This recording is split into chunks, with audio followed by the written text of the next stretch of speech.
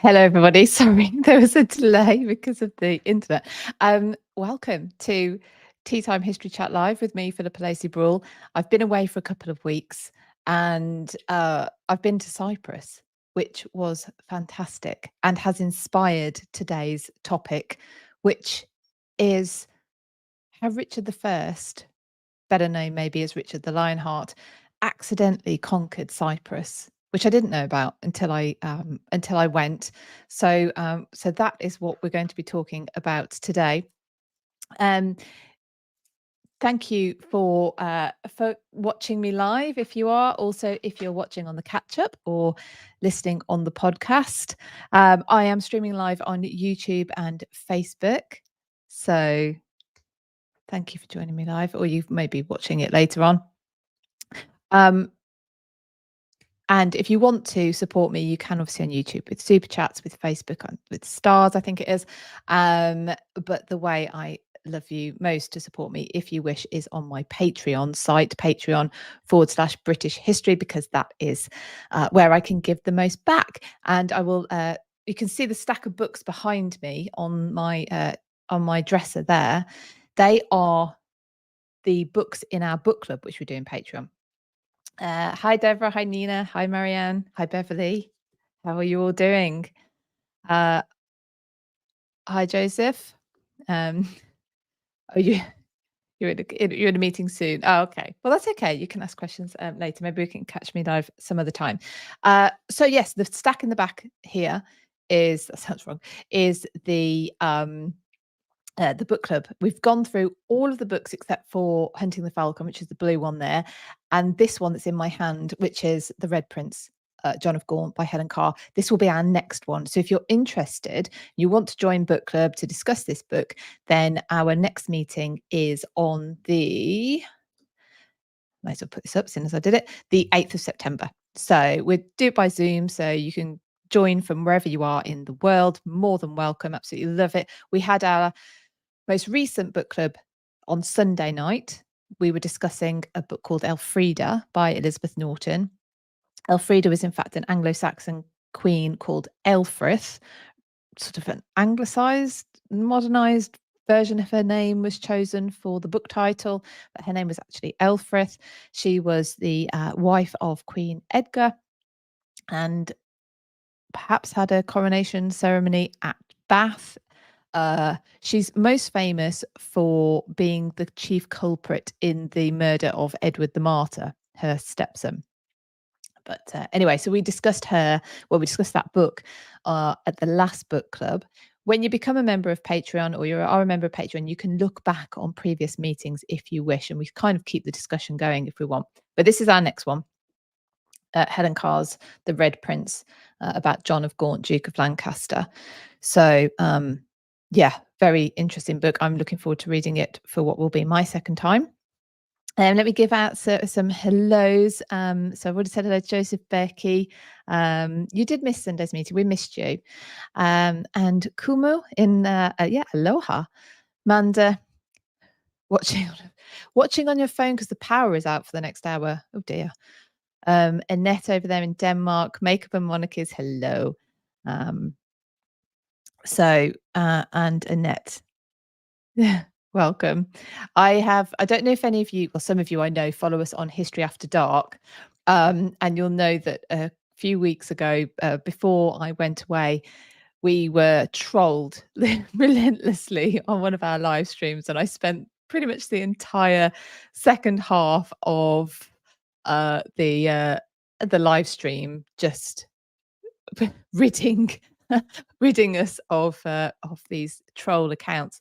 So both on our History After Dark, which if you're not already following History After Dark and you like your history with quite a lot of fun and potentially a swear word or two, then do join us. It's myself, Dr. Kat, and Catherine Ibbotson. And yeah, we were trolled. So we've changed the settings, which basically means you need to subscribe to our channel in order to comment it in hopefully in a way of getting rid of that disruption that we had with those trolls. So I've done also the same. So if you're watching my channel and you're not getting the opportunity to comment, if you subscribe, then you will be able to comment. There's a slight delay on the live stream. I think you have to be subscribed for about 20 minutes. And I mean, if you're still trolling me at that point, then, well, you need something better to do. So yeah, there we go. I want to give a shout out, please, to my latest patrons, Matt, Marianne, and Shiloah. Welcome. Thank you so much for joining my Patreon. Right. So today's topic. Oh, actually, no, let me mention one more thing, because this is the second time I have been in front of the camera today. I have been interviewing, and I think I've just put the book back on my shelf, Alice Hunt. Professor Alice Hunt. She did a talk for the Stuarts Online Festival back in the spring about the Republic and Oliver Cromwell. And she has written a book called Britain's Republic, The Revolutionary Decade, 1649 to 1660. The book is out at the end of September, 26th of September. There should be an Audible version also coming out at some point, although we're not sure exactly when yet. And the reason I mention that is, one, people like audiobooks, but two, it's not completely clear what the worldwide distribution of her book will be, because actually the publishers aren't sure what the interest in England or Britain's Republican era would be outside of these shores. So it's interesting. Obviously, I've interviewed her this morning, and it's interesting to see. I will be interested to see what the reception is to that interview. It is fascinating. I mean, it's a 11-year period of what happens when you do actually want to throw out a system and come up with a new one, and all of the difficulties that comes with that. It is an incredible period. It's just the characters, the advances, the opposite of advances, the reversions sort of that come, and then the rapid unraveling of the Republic in sort of from 1659 is an incredibly busy year, complex year, and then to 1660, of course, with Charles II returning from exile and the restoration of the monarchy. It was sort of undoes or seems to undo the past decade, and that makes it an easy sell for the newly established monarchy to say, well, that was a blip. That was the interregnum. This is a break in what is the long tradition of monarchy. Britain is a monarchical state, and that is the way it was and always should have been. And this was a little bit of a blip in the middle.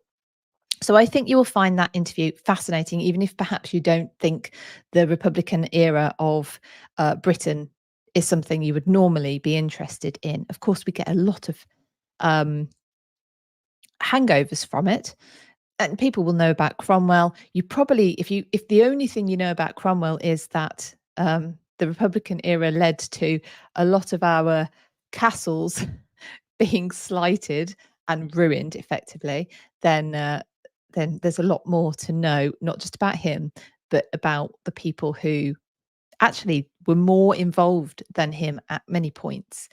So I think you will find it fascinating. That will be out in September. For members of my Patreon, it will be out probably about a week before it goes on general release. And of course, there's the extended version for patrons, because they were able to put forward their own questions for Alice, which I put to her.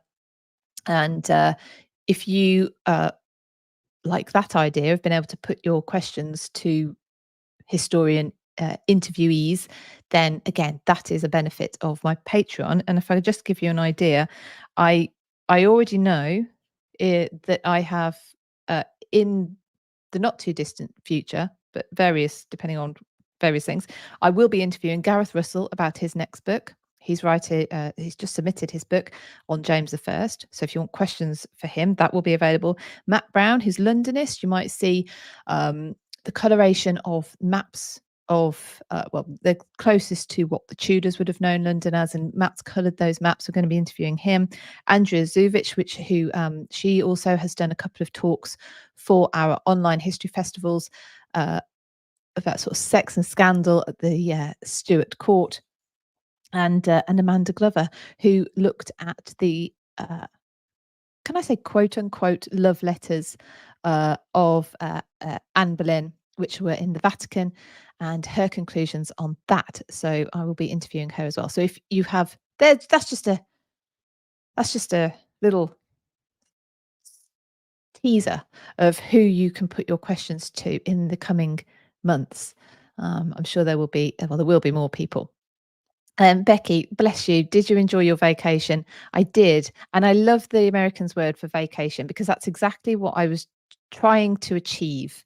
It is difficult being, I own my own business and I do all this, and it's not a sob story, but it does make it a bit difficult to just sort of go, right, I'm having nothing to do with the world for a week. However, Cyprus made that much easier. Cyprus and Catherine back in the office, actually, to be fair. Catherine was golden, and she kept the ship right while I was away. It was brilliant, Becky. Yes, thank you so much. And as I said at the top of the stream, the inspiration for today's live stream. So we're talking about Richard I and his accidental conquest of Cyprus, which is where I was on holiday. So let's first of all introduce you to Richard. Richard I of England, you might know better as Richard the Lionheart. He was the son of Henry II of England and his wife Eleanor of Aquitaine, or Aquitaine. I'm still not sure how you pronounce it, but anyway. He was born in 1157 in Oxford. He was the fourth child, and he was their fourth child and third son. And he does come to the throne on the death of his father in 1189, on the death of Henry II, his elder brothers predeceasing their father. Excuse me while I take a sip of my tea.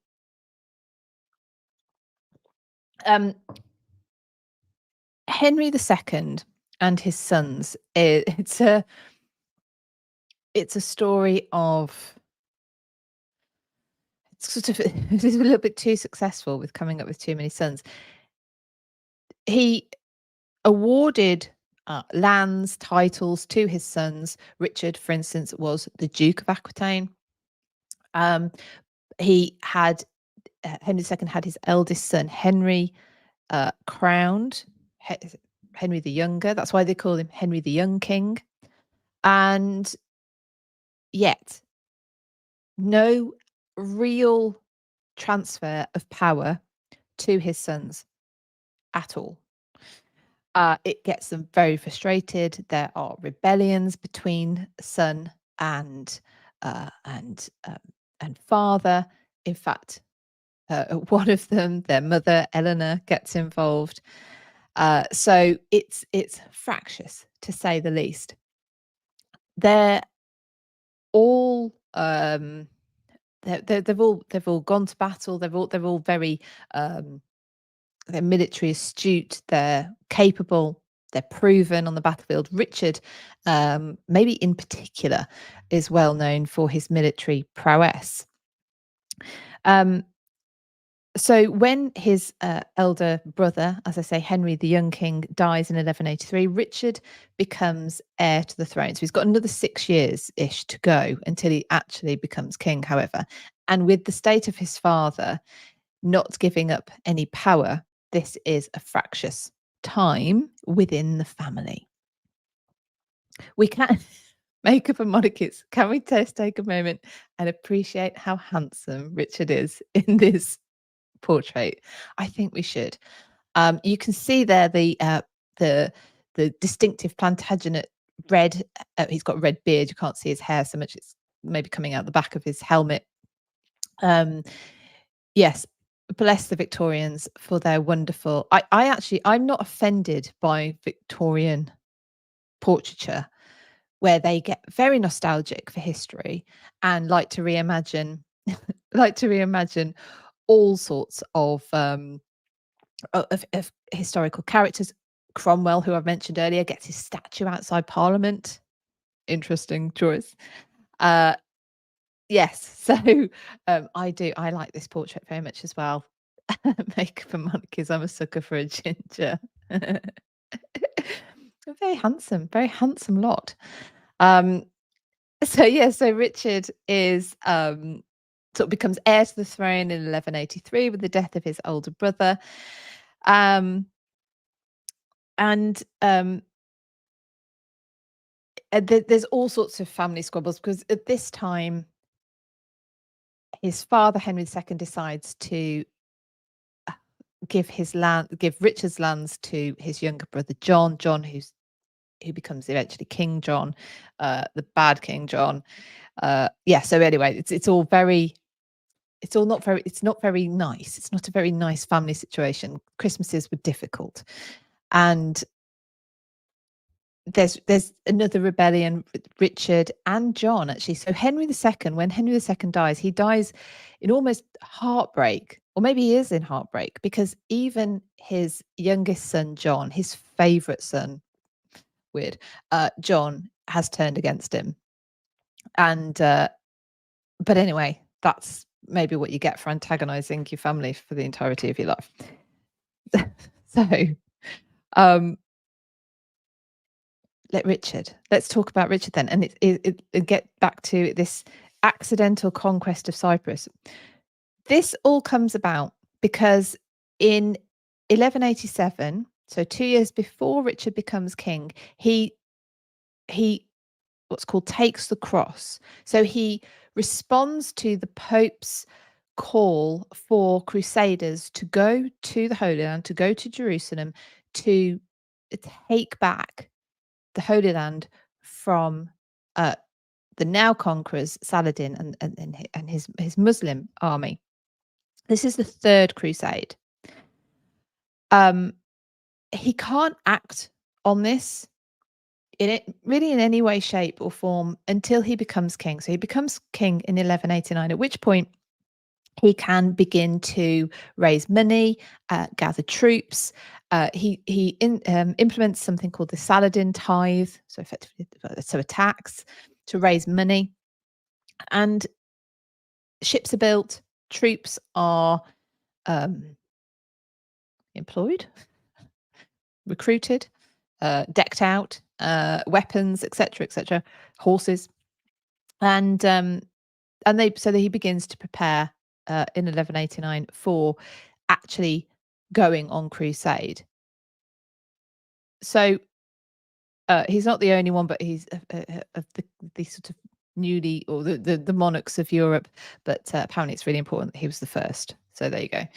He also, we're not going to get into the crusade itself. If you want to hear about the crusade, do talk about it more we did an episode on Richard on History After Dark when we were doing our Deceased Gits series last year. So you can look that up on YouTube. That's still there. But yes, so Richard is heading to the Holy Land. Also, Philip Augustus of France is going, Duke Leopold of Austria. But anyway, importantly, Richard was the first. He has amassed these large number of ships. I've read one account said 100, one account, Dan Jones's book talks about 150 ships.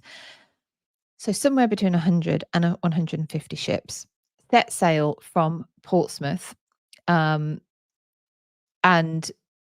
with on board with a 17,000 strong army. So I know someone could probably do the maths as to work out how many ships that actually would have been. The first and the second crusades had made their way overland. These are such huge undertakings. That sounds silly, but it's not just the fighting. It's a long way to go to get people, horses, weaponry there. It's a huge undertaking. Richard decides that they will go by sea. Now, let me give you an idea of where we're talking. So, sorry if you're listening on the podcast, but maybe you can look up on Google Maps where Cyprus is. So you've got England all the way up on the top left-hand corner of this picture, and Cyprus is sort of towards the bottom right, not far from the coastline. You can see Jerusalem there. Also, the modern day countries, I'm not sure what they were at the time, Lebanon and Syria also are very close by. So they're they're in the Mediterranean. Sorry, Cyprus is in the Mediterranean Sea. We're very close to all these places. Now, of course, they're trying to get to Jerusalem. Now, they're actually heading for a place called Acre, which is around about 3/4 of the way up the coastline of Israel. That is a Crusader stronghold. And from there, they're going to go and take back the Holy Land in response to the Pope's call. So you have these 150 ships, let's say, if Dan Jones is correct, that are sailing from Portsmouth. They go round via Lisbon, which is in Portugal, Sicily, which is the big island, large island off the end of the toe of the boot of Italy, and then they're supposed to get to Acre. Now, so Richard is sailing from Sicily. He's landed on Sicily and subdued Sicily. And the reason he's done that, we're told, is the ruler there is Tancred of Lecce. He's taken the throne on the death of William II the Good. William II was Richard the Lionheart's, or Richard I's brother-in-law. He was married to Richard's sister Joanna. And on taking the throne, Tancred has taken basically Joanna into custody, taken away her freedom, and kept her dowry. So what he should have done is give her her full dowry back. That gives her provision, and he doesn't give her freedom. He doesn't give her her dowry. So Richard goes to get this sorted. Tancred releases Joanna, but only gives her a small amount of her dowry. Richard has got a reputation, but it doesn't appear to prevent other rulers from just seeing how far they can push him. So Richard captures the city of Messina on Sicily, basically as a warning. If I need to, I can do this. I can keep going, and I can keep going till I've taken your entire island, Tancred, if that's what you really want me to do. Tancred basically complies and gives or promises Joanna her entire dowry. Also around this time, Eleanor of Aquitaine has delivered Richard's fiancée, Berengaria of Navarre, to him. So he is now accompanied by his sister and his fiancée. And they actually spend time on Sicily. They winter in Sicily. Sounds lovely. Before they set sail for Acre. There is a storm on their way to Acre, which scatters the fleet, and some of the ships are shipwrecked off Cyprus, on the coast of Cyprus. And the ship carrying his sister and his fiancée, Joanna and Berengaria, takes shelter from the storm in the port of Limassol. They either decide not to disembark because they are afraid what will happen to them if they disembark, or they're actually ordered not to disembark and are effectively kept prisoner. The ruler of Cyprus at the time is a man called Isaac Komnenos. And he is, in different accounts, he's either Byzantine ruler or he has usurped the Byzantine ruler. But I think maybe both of those are the case. He's usurped the previous Byzantine ruler and is now ruling. So he did that in 1184. So by the time Richard rocks up in 91, he's fairly sort of secure in his position as far as he's concerned. And those who are shipwrecked and have made it to shore are taken prisoner. The ships themselves are sort of plundered, and there's this sort of question over Richard's fiancée and sister on board their ship in the port of Limassol. Are they allowed to get off? Are they not allowed to get off? Either way, Richard decides he better come and sort it out. So he comes over to Cyprus and tries to negotiate with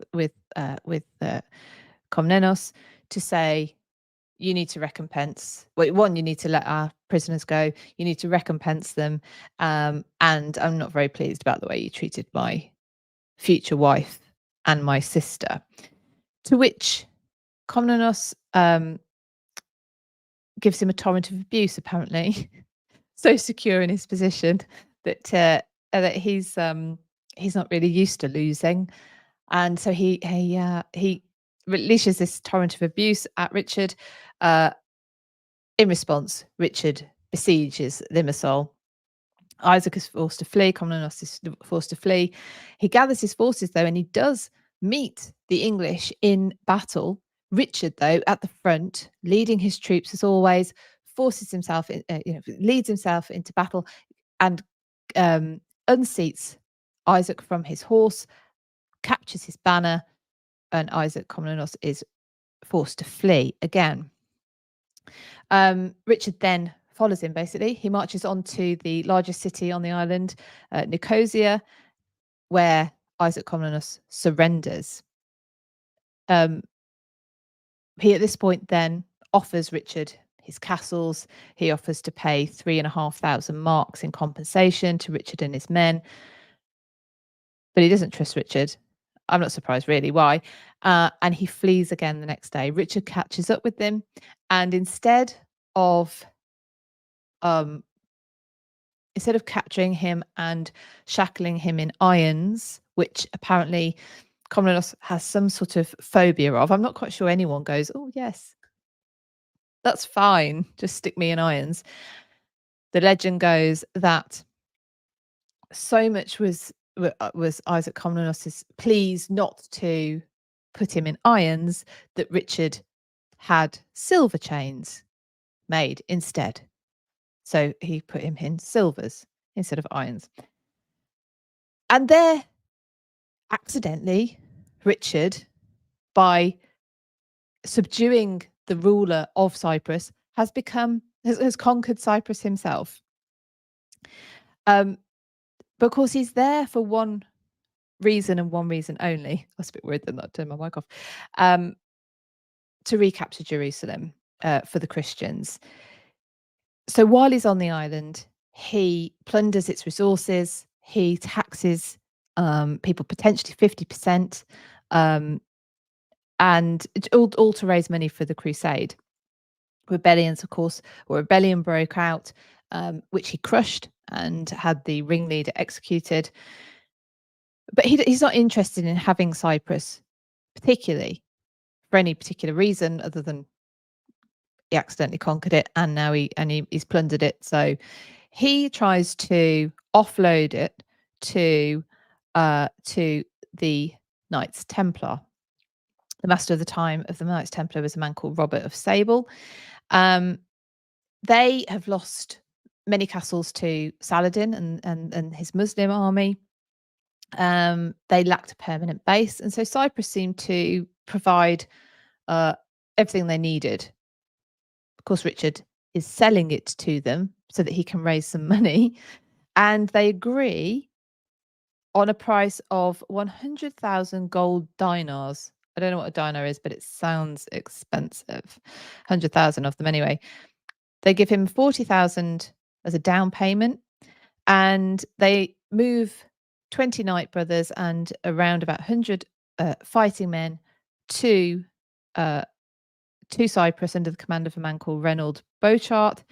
they base themselves in Nicosia, the island's largest city in the centre of the island. However, the Cypriots aren't willing to be ruled by the Templars. They're very likely to have attempted, or it is likely they attempted to implement high taxation. They needed to pay Richard. This is the way they were going to do it. And in April 1192, as Richard is negotiating in the Holy Land with Saladin for the safe passage of Christians to the Holy Land, they don't manage to get the Holy Land back under Christian control in the Third Crusade, but Richard negotiates safe passage for Christians to do pilgrimage. While he's dealing with those negotiations, Cyprus, a major rebellion breaks out on Cyprus.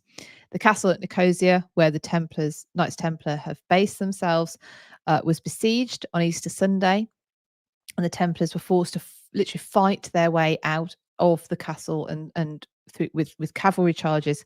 They then left destruction and death around or in their wake. They took immediate punitive revenge on the surrounding areas, but for all that, their fragile period and short volatile rule over Cyprus was over. So Richard finds Cyprus back on his hands, so he finds Cyprus back on his hands. It's a problem. He gives it, or rather sort of sells it, transfers the Templars' debt for it onto a man called Guy of Lucinium. Again, if I've pronounced that correctly, maybe I haven't.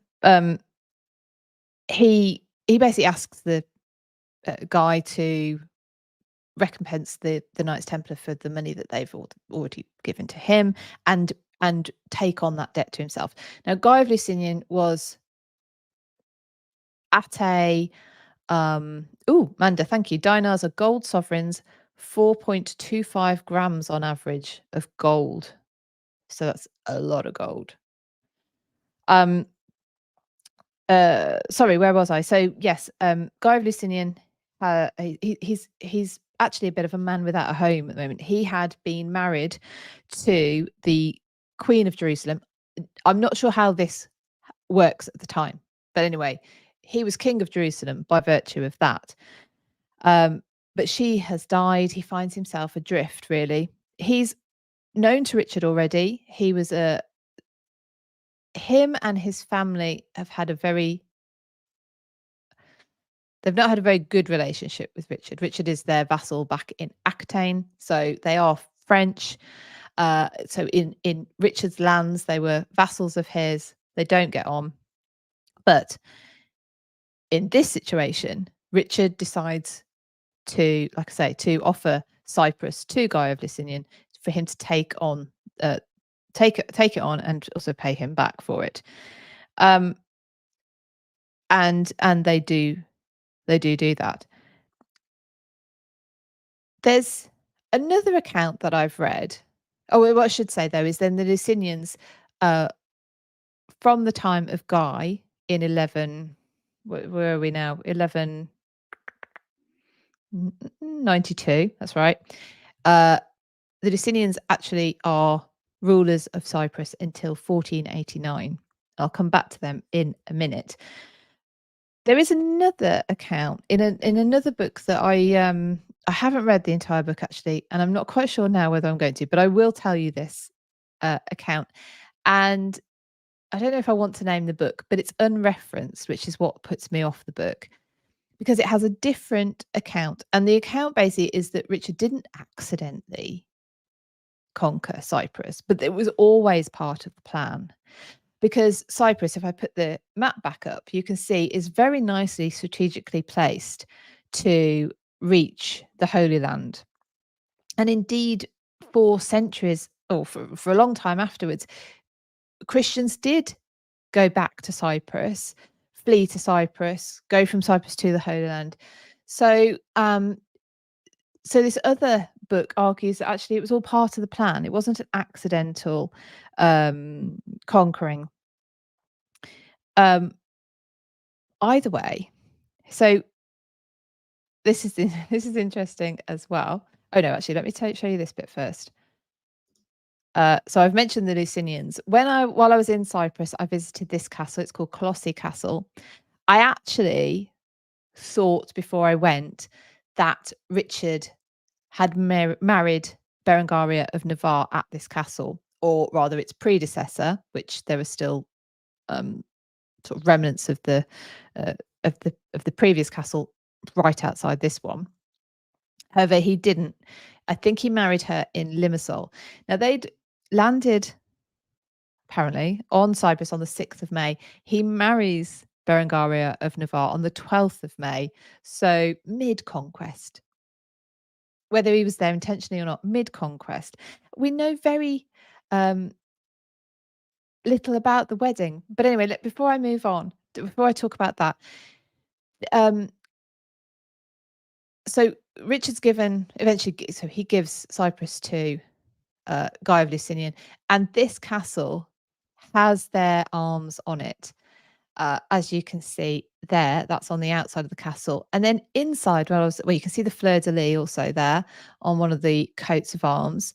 When I was looking around, I was like, oh, there's fleur de lis on the fireplaces. I didn't know anything about the Lucinians at this point or Richard's story linked with it. But of course, that now makes sense that the fleur de lis is there. Let me show you this as well before I move on. So the Colossi Castle was used by actually used by the not the Hospitaller Knights, briefly by the Templar Knights, but inside there is this incredible frieze of Christ on the cross. The faces are erased, but much of the painting either survives or you can see remnants of it. It's incredible. It's quite well preserved because it's in a sort of darker part of the castle. The windows are very small in the castle, presumably defensive.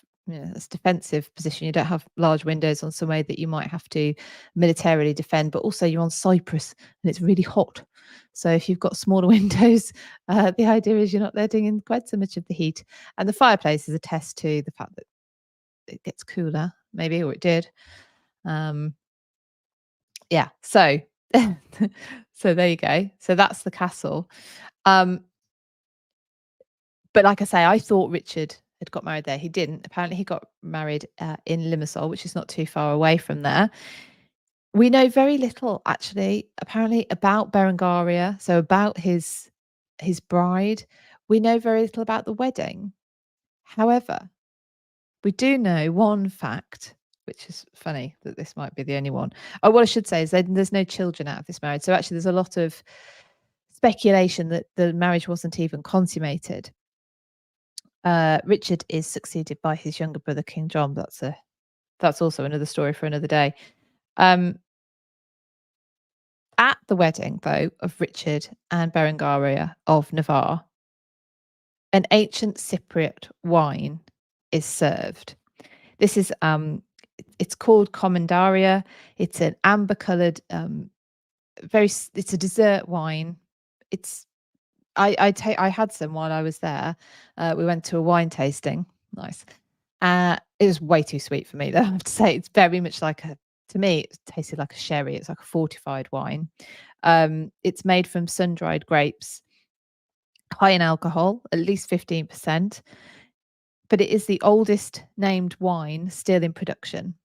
Presumably that's in the world.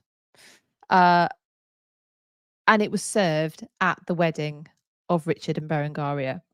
And so impressed was Richard by this wine, Commendaria, that he declared it as the wine of kings and the king of wines. So high praise indeed for this ancient Cypriot wine. So there you go. That's how Richard accidentally conquered Cyprus, and then proceeded to have to try and get it off his hands. but but he did find some good wine, so I'm presuming he probably got that shipped home as well. Well, not that he spent a lot of time at home, England. So there's that. Tonight we're in a completely different time period tonight on History After Dark. If you want to join us at 8:15 UK time on the History After Dark channel, we're talking about Nelson tonight. We're on our History Heroes series. So Vice Admiral Horatio Nelson, we're discussing him tonight. It is on at exactly the same time, pretty much, as the England semi-final in the World Cup, in the Euros, excuse me. I am going to have one eye on that while I'm watching. So if I look a bit distracted, that's why. Yes, Amanda probably shipped it to his mother. Yeah, absolutely. So uh so that's History After Dark tonight. Next week I will be back at the same time. I will have had a little trip in the meantime. I'm actually heading down to a couple of places. One I'll tell you about now. The other one I will tell you about next week, as well as this one. I'm heading down to Hever Castle to see the new Berlin rooms. There is a new permanent exhibition at Hever. They have reimagined Hever Castle as it would have been when Thomas and Elizabeth Berlin lived there with their children, Mary, Anne, of course, and George. I can't wait to see it. The photographs look incredible. I was actually invited to the opening, but it was while I was in Cyprus.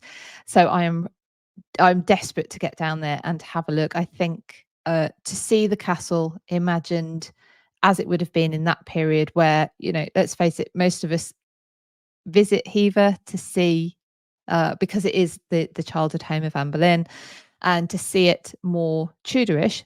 Not that I don't love, to be fair, not that I don't love what Astor did. Some of the rooms that I would absolutely move into there tomorrow. But anyway, I'm really looking forward to that. So I will cover that next week on this live. I'm also going to another place linked with Anne Boleyn, which like I say, I will tell you more about next week after my visit. So that's it. So I will see you maybe either tonight, if not tonight, next week. Thank you for watching. Please do like this video, subscribe, click the notifications. That all helps to get the word out to other history lovers. And also you can sign up for my free Substack at philippab.substack.com. So if you do miss one, each week, I have had a few weeks off actually, but each week I send out a history newsletter, and included in that will be the links to the week's lives. Okay. Thank you so much, everyone. I hope you enjoyed that, and I will see you really soon. All right. Take care, everyone.